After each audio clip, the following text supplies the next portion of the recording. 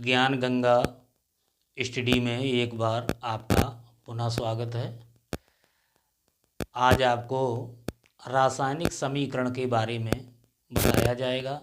रासायनिक समीकरण किसे कहते हैं? तो यहाँ पर देखिए, रासायनिक समीकरण किसे कहा जाता है?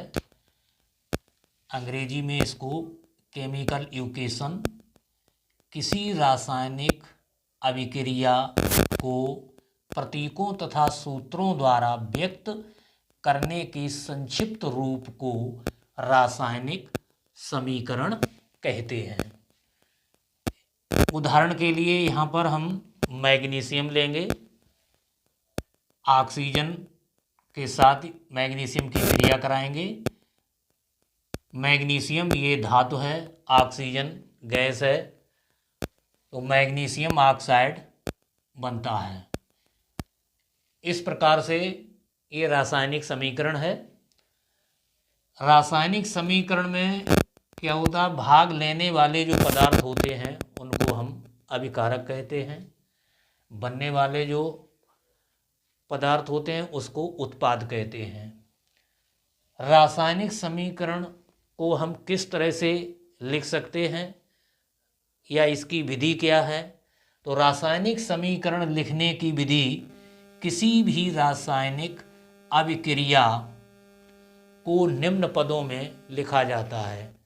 जब हम कोई भी रासायनिक क्रिया कराते हैं तो उसको एक लिखने की विधि होती है, तो उसे किस तरह से लिखेंगे ये आपको देखना है। तो पॉइंट नंबर 1 है कि अभिकारकों को हम बाईं ओर लिखते हैं तथा उत्पादों को दाईं ओर लिखते हैं और उनके बीच में बराबर का निशान अथवा तीर का निशान लगाते हैं।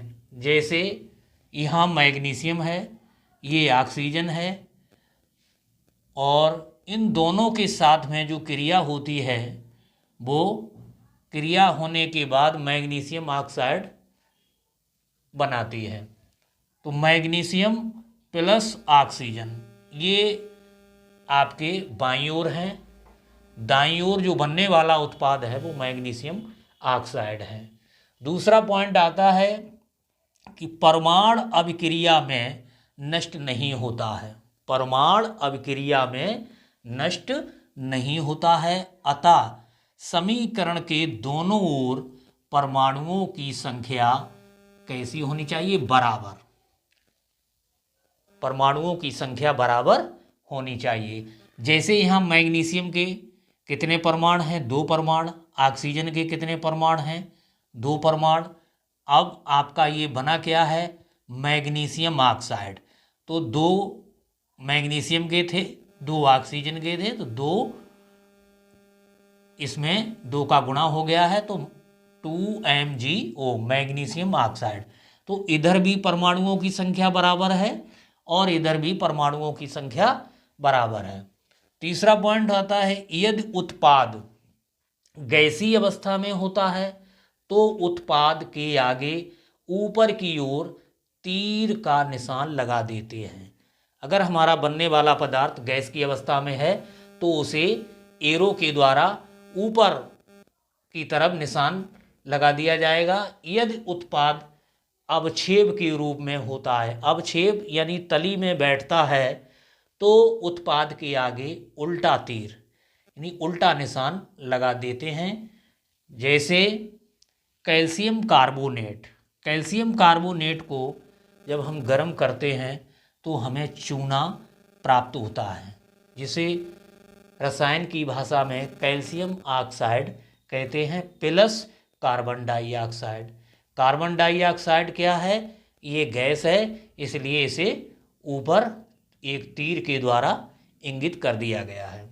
दूसरा एग्जाम्पल है सिल्वर नाइट्रेट।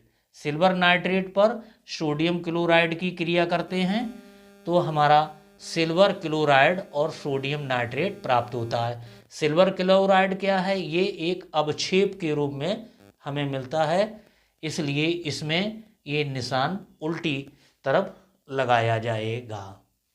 ये आपके रासायनिक समीकरण लिखने की विधि है। अब आगे देखिए, रासायनिक समीकरण कितने प्रकार के होते हैं।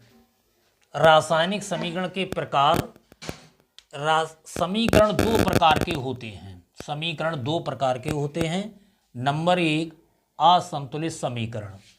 जो समीकरण संतुलित अवस्था में नहीं होता है उसे असंतुलित समीकरण कहते हैं। जैसे iron plus H2O, Fe3O4 plus H2। तो यहाँ पर आयरन एक परमाणु है, यहाँ आयरन के 3 परमाणु दिए गए हैं और हाइड्रोजन के 2 हैं, ऑक्सीजन के इधर 4 हैं। तो यहाँ अभिकारक और उत्पाद दोनों पक्ष बराबर नहीं है, इसलिए ये असंतुलित समीकरण कहलाएगा। क्या कहलाएगा? असंतुलित समीकरण। दूसरा समीकरण होता है आपका संतुलित समीकरण। जिस समीकरण के दोनों पक्ष बराबर होते हैं उसे संतुलित समीकरण कहते हैं। जैसे यहाँ आयरन एक परमाणु था, इधर आयरन के कितने परमाणु हैं? 3 परमाणु। तो हमें इसमें 3 का गुणा करना पड़ेगा। इधर हाइड्रोजन के 2 परमाणु थे, लेकिन यहाँ ऑक्सीजन के कितने परमाणु हैं? 4।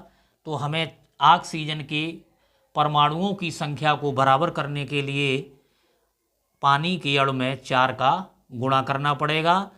तो इधर ये ऑक्सीजन बराबर हो जाएंगे। अब जब 4 का इसमें गुणा हो जाता है तो हाइड्रोजन की संख्या भी 4 दूनी 8 हाइड्रोजन हो जाते हैं।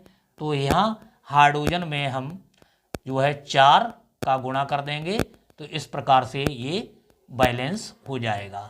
तो इस तरह से ये संतुलित समीकरण कहलाता है। जब उसके दोनों पक्ष बराबर हो जाते हैं उसी को संतुलित समीकरण कहते हैं।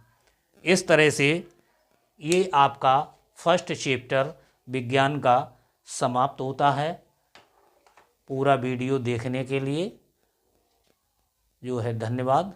इस तरह से आप वीडियो देखते रहें जिससे आने वाले 2025 में 95 प्लस अंक प्राप्त कर सकें। धन्यवाद।